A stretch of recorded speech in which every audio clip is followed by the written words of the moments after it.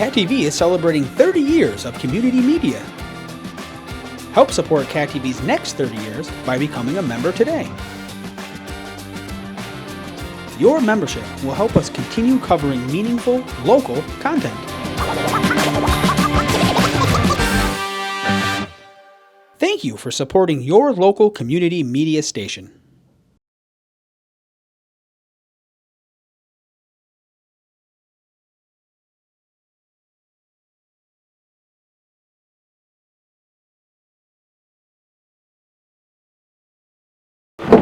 Camera, I was just saying that phase one is completed and almost entirely occupied except for 4 retail spaces, so that's where we sit. So tonight we're going to talk about the building on the, well, what we call the next phase 2 project. Just a second. And how that sort of fills out the rest of this block and what the uses of that are. Okay, great. So, site plan. For those, if you can see Main Street's across the top, on the right side is the existing, well, Drysdale building, and then Putnam 1, and then Old Castle, where we're sitting here today. To the left of that, a new one-way road leading into the parking lot, and then everything to the left is what we're talking about here. We have the building that we're, the new building that we're labeled on the corner of Washington and Main, is really what we're going to talk about today. This building on the corner of Washington and Franklin is actually a third project where we're working with Shires down the road to add some additional affordable housing to it. So again, some improvements to really complete the block and add parking in the center of that. Go to the next slide. So this is the ground floor of that new building. It's comprised of, really, we're working with the hospital for to try to work out a couple of anchor uses for medical, renal dialysis on the left, and then a walk-in clinic on the right. Still in the process of conceptual design and cost estimating, but things are looking like that fits into the building. And then along Main Street are a series of small retail spaces. You can't see those blurry lines, but like 1,900 square feet, pretty small, but something to try to keep the street active as you walk along the street. And the rest of the building is mostly housing. So we will have a main entrance in the front with an open stair and elevator, and then a corridor that leads you right back through to the vestibule in the back and the parking lot that you may have seen on the site plan. So most of the parking for this sits behind the building, on-street parking on both sides, and then other various amenities. You can see we're looking at potentially adding an exercise or a fitness room to the building. We have a lot of tenants, I want to tell you about, just 60 housing units upstairs. And then a bike room and some other things on this floor. So, next slide, please. This is the second floor, which looks a lot like the third floor and the fourth floor, actually, which is essentially housing units. So there's a mixture of 1 2-bedroom and studio apartments on this floor. The 2 bedrooms, the finishes are not unlike a lot of the residences that are in phase 1. Maybe a little bit larger. The ones on the south side of the building all have decks facing that. There's a common room on this floor. You can see where the open stair comes up into the second floor. I think there's about 17 or so units per floor on this building. Go to the next slide, please. And then it just replicates. So we stack those units, studio 1s and 2s up through. What is the average size of those? It varies. So the studios are like 450 square feet. The 1-bedrooms are probably a little larger than they need to be, 750, 850 1-bedrooms. And then the 2s are 1,200 square feet to maybe a little bit less than that. 1,200 is a little bit big for a 2-bedroom apartment, so they're a little generous. On the other hand, we're targeting a little higher end market on this building than we have on some of the others in town. I don't remember whether I've got another slide in this, but this building, we're going to show you the outside in just a second. We're also studying the potential for having condominiums on the top floor, or the top 2 floors. We haven't quite decided yet. So curious to see whether people feel like that's, whether there might be interest for condominiums. Again, this floor, this gives you a sense of the different units. So 2 bedrooms, you sort of call that the Dumbo effect. Bedroom and bedroom on each side with a master suite and then a balcony. The 1-bedroom is kind of half of that, and then the studio is a slice through. But as I was saying, that on the top floor, we would not have the studios, but we're thinking that we might sell 1 bedrooms and 2 bedrooms as condominiums to create a diversity of different offerings to the community to sort of rent this up and move people down. So it's a total of 60 housing units if we do the 5 floors. Next slide, please.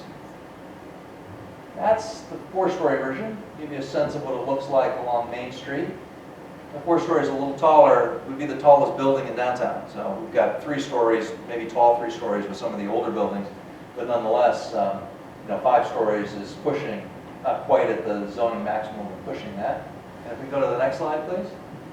This is a view, we're sitting, Old Castle is the building in the foreground on the right. So this is a view looking back out at CCB in the back of the building with the first floor is larger than the upper floors, the housing towers that sit up through there. Next slide.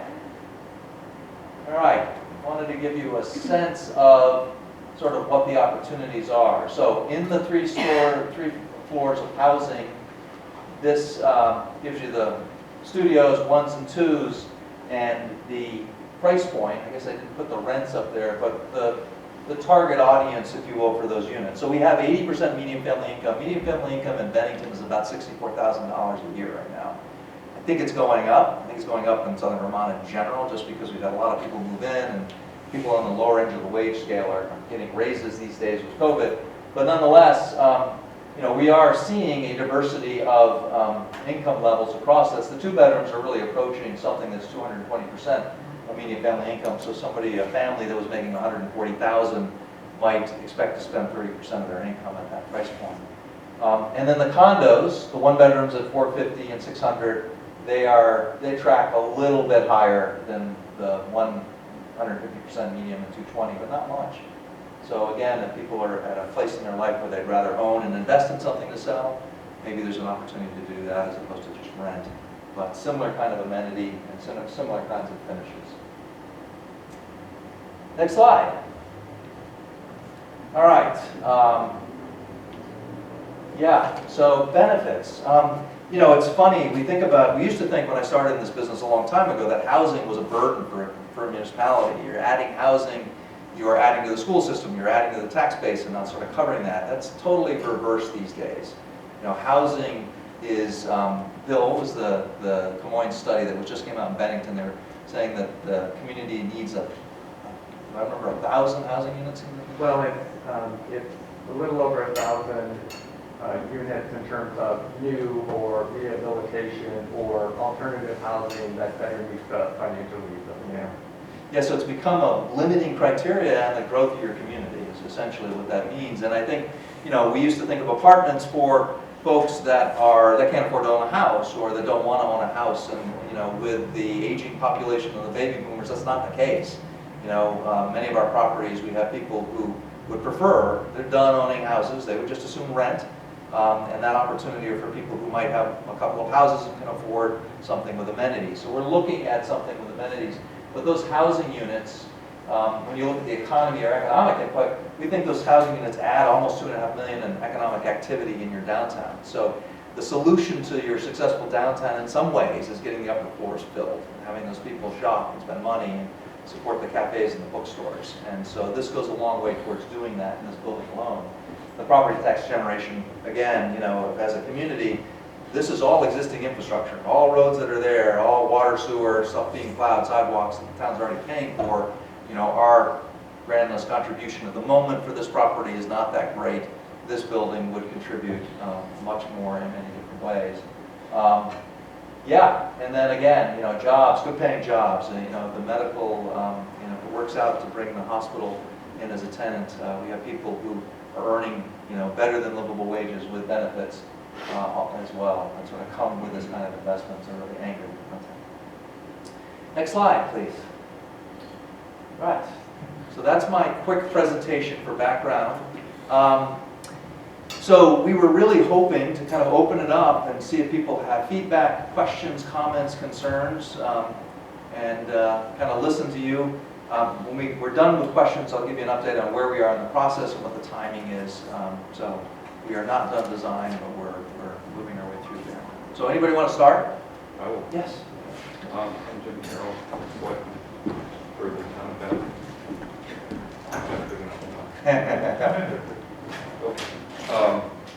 So when are you going to start? When are we going to start? Yeah, I was going to get to that. So we're probably about a year out from starting construction. Yeah, where we sit right now, we're kind of wrapping up the feasibility phase, and we're going to start design in September. And by the time we get through that and all the capital stack, it would be probably a year from this summer. Yeah. As far as capital going forward with this, how far along are you with that? Yeah. So unlike Putnam 1, this building is, I don't know if you folks know that I think we had every funding source available in the project on the first phase of this, and numerous different tax credits. So this one is a lot simpler. We are planning on new market tax credits on this. We're planning on a couple of small subsidies, but it's mostly equity and debt, and we've got rents that are going to cover more of the cost of construction that we had in phase 1. So the new market tax credits are still the limiting factor. We are counting on an allocation, and for those that don't know that, we have to go chase that, and we're in the process of chasing it right now. In fact, we're heading to Miami next month to have conversations with some of the players around the country. Yeah. And you'll be able to take advantage of the TIP district? We are interested and willing and would like to do that. In fact, there's a substantive investment in parking and other municipal infrastructure around this, and the TIP is a huge asset for us to help cover that cost. And the building itself generates a lot of grand lists that will cover probably more than we would be able to spend through a TIP.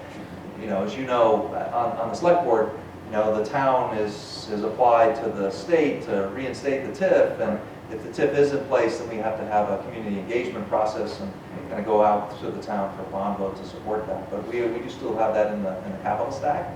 So that would mean that if we're starting next summer, we're probably heading for a vote.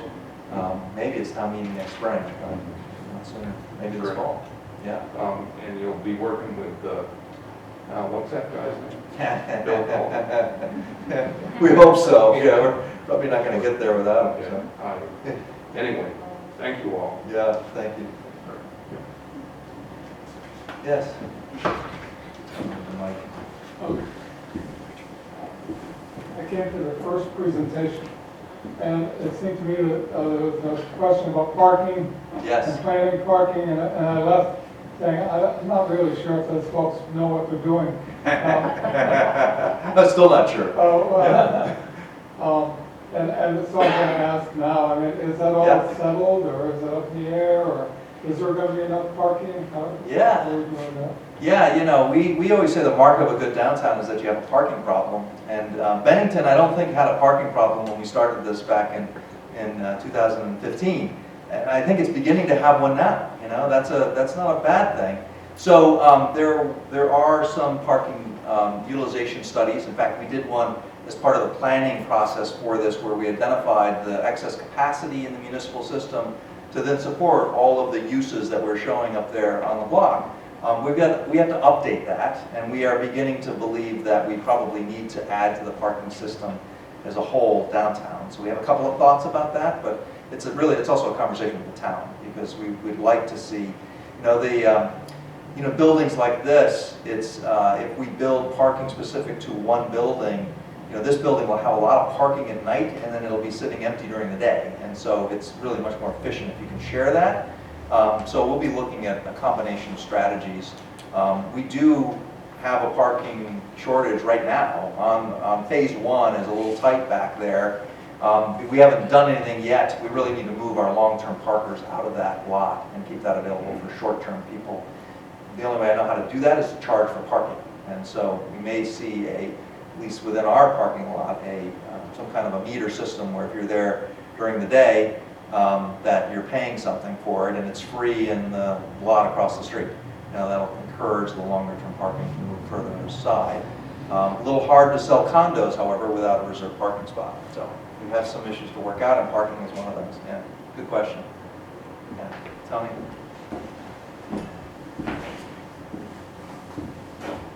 Yeah, this actually may be more a question for Tom D. But in some of the early plans for this, there was talk about moving the hospital's express care down to this site, and that doesn't seem to be on your map anymore. And what has that changed? Put you on the spot, Tom. No, Tony, it's really, we're thinking about an urgent care center. Whether we move our express care down from the hospital, we haven't made that decision, but one of the anchor service that we're thinking about is having an express care, urgent care there. And we just opened one up in the Williamstown area a few months ago. So that's still a major piece of our initiative. We're still, we're looking at dialysis, we're looking at the potential services, but I would say the anchor service would be the urgent care. What's the difference?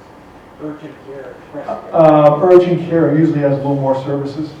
Express care really is almost a doctor office for primary care without appointments. Urgent care is more extensive, more radiology, more laboratory work, and other services that are included. I should emphasize as well that this project really, it's hard to believe it gets off the ground without the support of the hospital and coming in, not to put pressure on them, but it's really, the housing, there's a good, strong demand for all housing for all income levels and all types. We know we can make that work. Office space is not a high demand, and retail is not a high demand, and they don't pay much for rent. So it's hard to build these buildings. So, having the hospital bring those uses downtown would be a great benefit to getting this off the ground. Any other questions, comments? What will determine whether you do 4 or 5 stories? Yeah, it's really the economics. We think the 5-story at this point, there's some economy of scale, there's some diversity of housing. We think that it's, there's some, economy of, sort of using the same foundation and getting another floor out of it, for instance. So if the numbers are better, I think that's really what's driving it at this point, and the numbers do seem to be better at 5 stories. Yeah. And I think we like the idea of trying to do the condo and offer for sale units. There's a program the state is trying to encourage to help. It's in the legislature right now to help fund the missing middle housing that the governor's talking about, where we have difficulty building housing for folks that are, above affordable and the 100 to 150% of median family income, because it costs too much to build those units. We can build units for higher income folks, but if that does come to pass, it would allow us to sell perhaps some of these at a lower price point and really diversify the folks who can afford to come in and invest in those equity. Yeah. Other questions, comments, thoughts? Yes. There's a lot going on these days, and it's really, thanks, there's a lot going on these days, it's so exciting to see it all happening.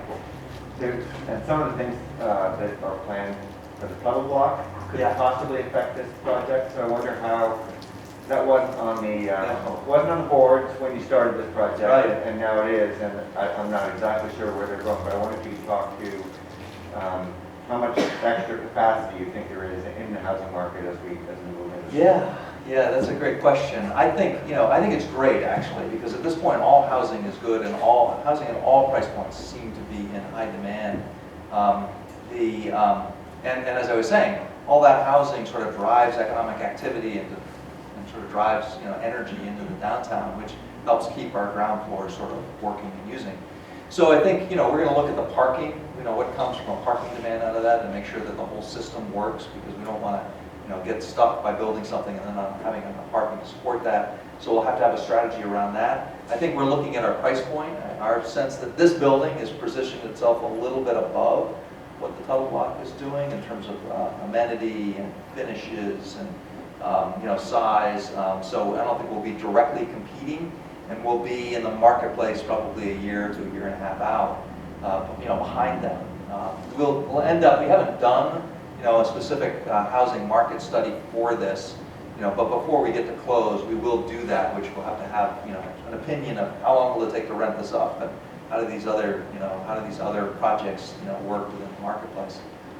But yeah, I think it sort of, we don't see it necessarily as competition so much as really just good growth and a slightly different group of people looking at it.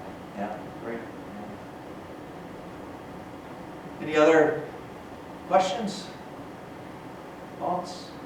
Any known environmental issues with the next block? Yeah, we got a big one, actually. We want to go back to the site plan, but actually, there's a, you remember where the original Greenberg hardware store was with the domed building? That site is still a hole out behind us. Where am I? That way.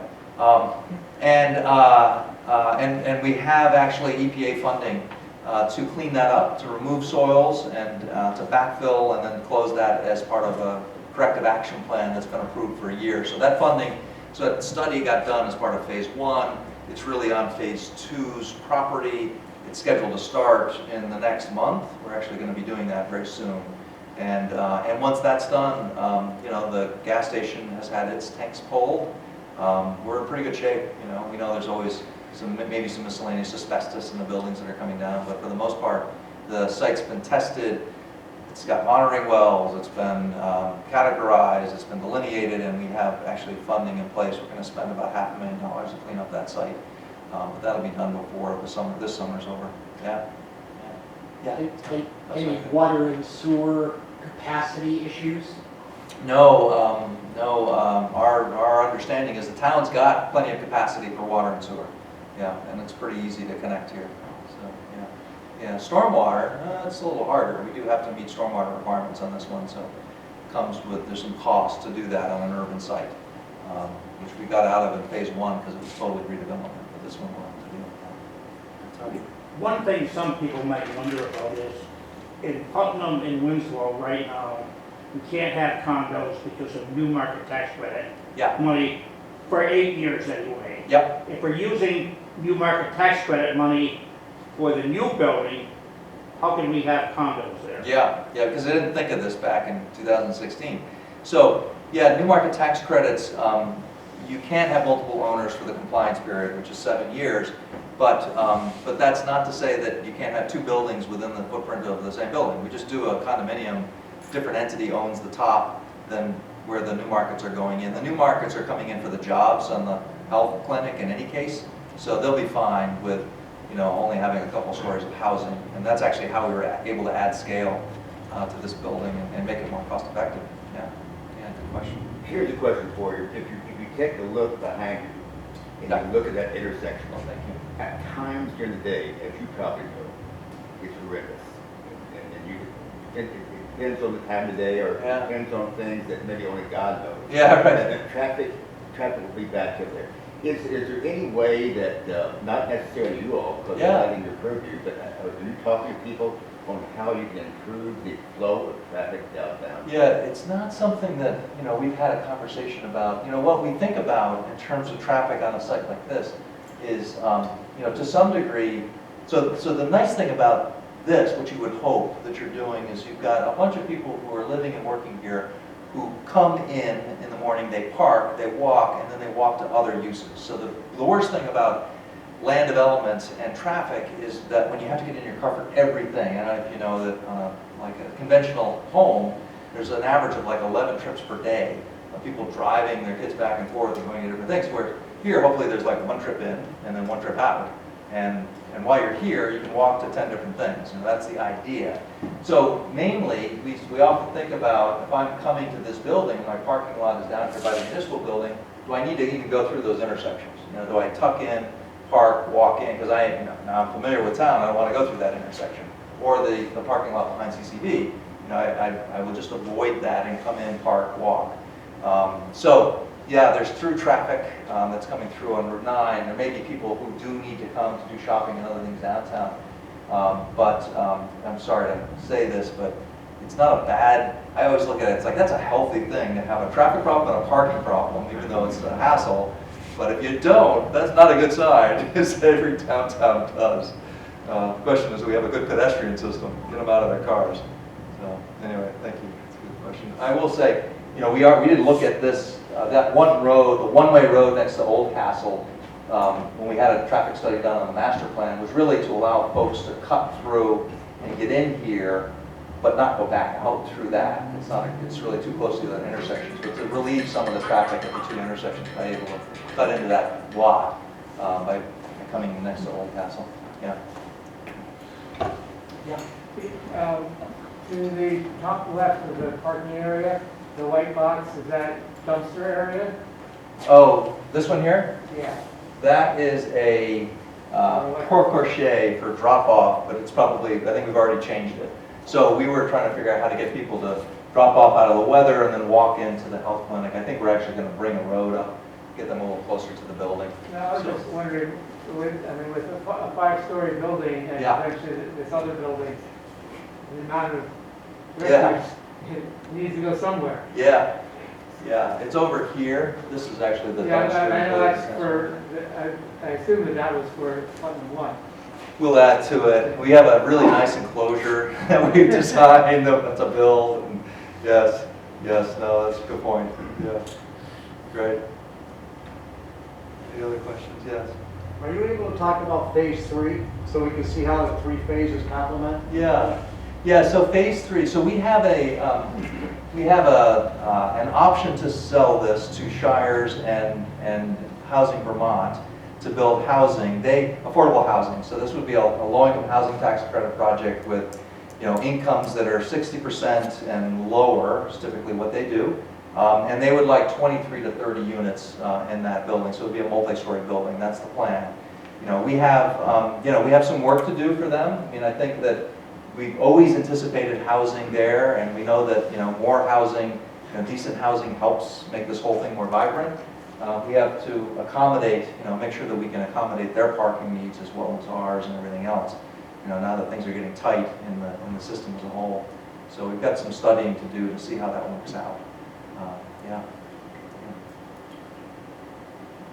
Other questions? They are behind us, however, so we need to kind of do our piece before they're ready to go in. There's a question over here, yes? I don't necessarily have a question. I'm Dave Munson. Oh, hey Dan, I recognize you with your... Oh, what's the math? But I would take issue with your comment about parking getting tight. Oh. If you walk around, especially at night, the parking lots are basically empty. Yeah. So That's do great. the traffic study update. yeah. I'm going to have a traffic problem, but we're not there yet. Yeah, I mean, thank a parking problem, but we're definitely not there yet. Yeah, and I think Tony I might would say, disagree with though, you. we live in the Putnam Hotel, and if we come back anytime after 10 o'clock, we often can't find a parking space. We end up parking in the Greenberg lot. Right, with the Greenberg box still open. Yeah. Yeah, and I think it is really more, this is a small amount of parking for this use that's there, and other people use that, of course. And so it's, being prime parking, it's getting parked up. I think the real question is in aggregate, as a system, further out and with the new buildings coming on, what does that mean for the capacity of the system to handle all this new demand? Because it's more likely it's short-term versus long-term. We probably have folks that are leaving their car there because they live or they're working there, and then do we have openings for the restaurant, which isn't open yet? And is that going to become a challenge? So for the moment, we're fine, but we need to just make sure we understand that. Yeah, thanks. Last comment, yes? One of the ideas that I'm getting here is that if we have all these people living here in this area, how are you coordinating that with downtown that may or may not have filled buildings for these people to shop or go to?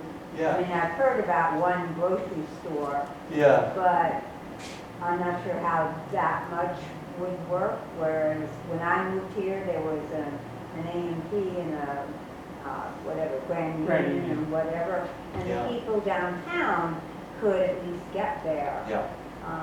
But I'm not seeing the picture of downtown growing, that if I lived there, I'd go.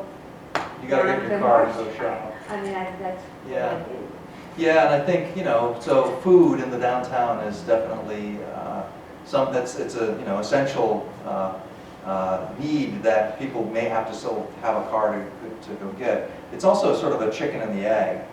We are trying to rent retail spaces, and if you don't have any activity in the upper floors, or if it's a one-story building, that's traffic. We don't have the kind of other demands in our small rural towns to kind of support the foot traffic to really drive a lot of retail. So these kinds of investments bring people who are always downtown. And one of the things that we used to look at, particularly when we looked at the senior population, if you look at targeted housing for seniors, and you look at the kinds of supportive services, well, food and art classes and exercise classes and entertainment and theater. It's like if I'm at that decision point in my life and I rent an apartment here, how many of those things can I find, in downtown Bennington? I can find a lot of them, maybe not all, but a lot. And that's really, that's what we sell. If we're going to go out there and sell those apartments, it's really, you're able to live here and maybe not get into your car, particularly if you're getting to the point where you don't like to drive as much, and still get to those amenities and live independently and so on, and not have to necessarily go to a dedicated senior facility as well. So yeah, this will help drive, make those businesses successful. And I know there's some groups, Dan may have some other knowledge, and Bill, about who are still working on trying to bring food downtown, so hopefully we'll see that soon. Yes? One more thing, you skipped over the bullet about the ecological impact for the energy balance stuff. Yeah. It looked like it was something that was a positive. Yes. You did talk about it. I did. Is there some net metering going on? Is it construction details? What's going on? Yeah, it's really construction. So when, all the buildings we do today are high performance energy, even renovations. So, new construction, we'll run this thing at a cost per square foot from an energy use that is really a fraction of what we spend on most of our older buildings. And I know that probably most people in this room know that, our carbon emissions in this state are entirely transportations and building. That's, 60 to 80% of our carbon emissions in Vermont are in older buildings, not new buildings, older buildings, and in driving from one thing to the next. So this really brings you a long way, providing a lot of housing units in a tight building. Heat pumps, we'd be an all-electric heat pump building. We'd probably look at solar to drop the use on that a little bit. And we'd be able to really control the envelope on this pretty easily. So, yeah. Would it be set up for electric heat primarily? It would be, yeah, we do heat pumps, air-to-air heat pumps. Yeah, so no big oil burners, no big... Love to not burn anything else, We're all heat pumps in phase 1. So we do have a little supplemental propane for topping things off in the really cold, but it's essentially all electric buildings, and even in phase 1, very old buildings. Yeah. Thanks for the question. All right, time for one more question if somebody's got a burning one. So, not a question, Bob, but wondering if we can pull on the condominium thread a little bit. Yeah. A couple of weeks ago, we hosted a focus group to get some input into the housing, made up primarily of the area young professionals, and there seemed to be pretty strong interest in the condominium approach. There wasn't any ballpark pricing attached to that. Tonight we saw, ballpark, understanding it's early days and things change, and perhaps there will be incentives to reduce those prices. But I'd really like some feedback on that condominium as a concept, and then, condominium as a concept, given the prices. Yeah, $600,000. Don't know if anybody has any input on that. Anybody want to jump in? Will the condominiums have access to the roof? Yeah, so many of the units actually will have their own outside decks, whether they're condominiums or apartments. We do have a common room and a common rooftop deck on the second floor currently in the design. We're trying to think about trying to get that up on the top of the 5th floor if we can make the height work, because it would be a great view up there. But we've got some limitations, we haven't quite figured that out yet. But there will be common outside space for the residents in the building, one way or the other, as an amenity. Yeah, and everybody would have access to that, both the condos and the apartments. Yeah. Any thoughts on the? It's hard to know. Yeah. Yeah, sure. Please. I'll chime in.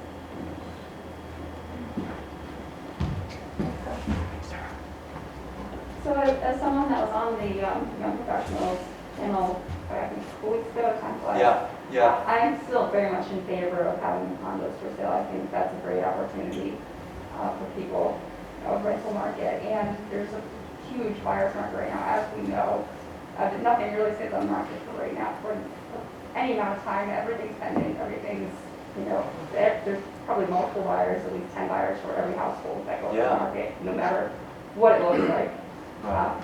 So I'm a huge fan of that right now. No matter the cost, it's up there for Bennington, but I'm a huge fan of that. And you mentioned the parking could be deeded, and I'm a huge fan of that as well, as you know from the rental discussion. So I think that's a great idea. You got tons of baby boomers. They're tired of owning homes, and they're all looking for condominiums, which is some of this nature. There's tons of us, exactly. I was just telling Tom that I sold somebody made me an offer on my house 3 weeks ago, and I sold it. And then I decided I had to go find a place to live. It wasn't so easy. Like, I thought, I just rent for a while. Like, there's nothing I want to live in, rent. I happen to own a building in Brattleboro that's got a nice apartment, so that's where I'm moving. But other than that, I'd be a homeless person. No, it's not so great. We would take you in over here. You got some space?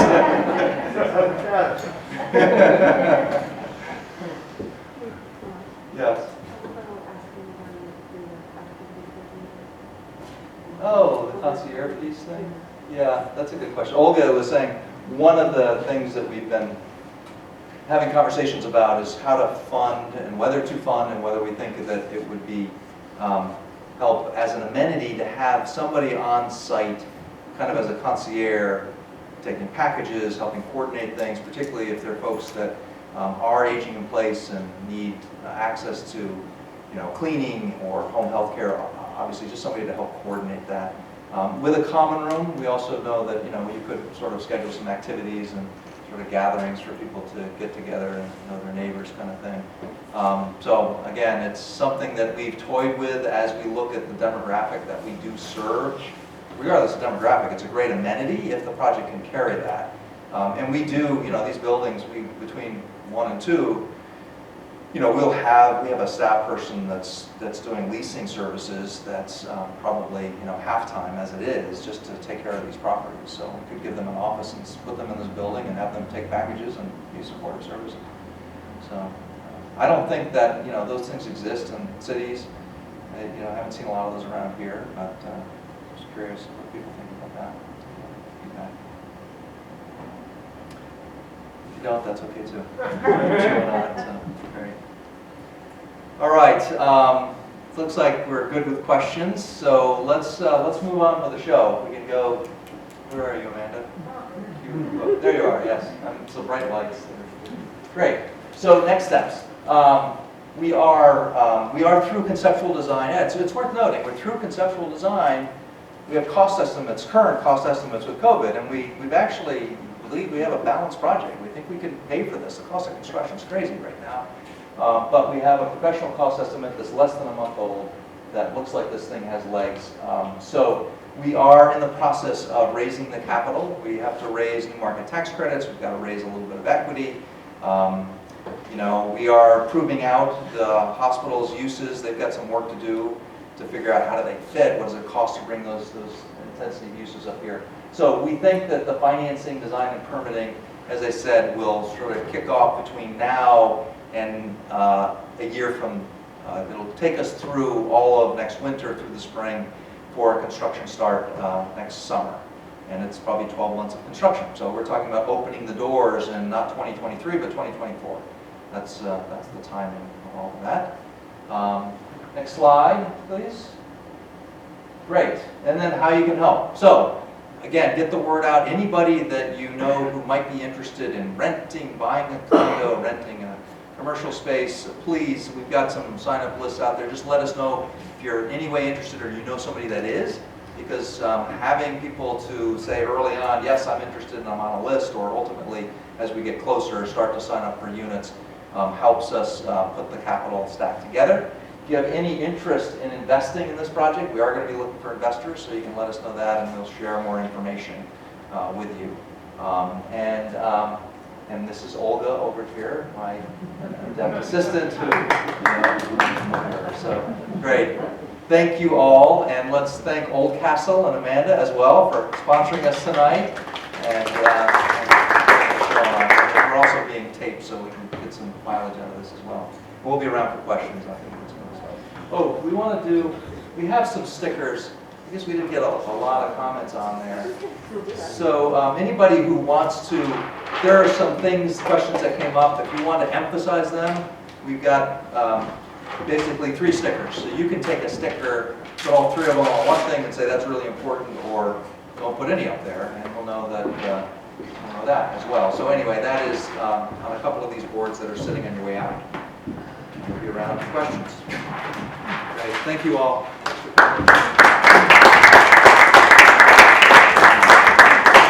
I know you're absolutely right.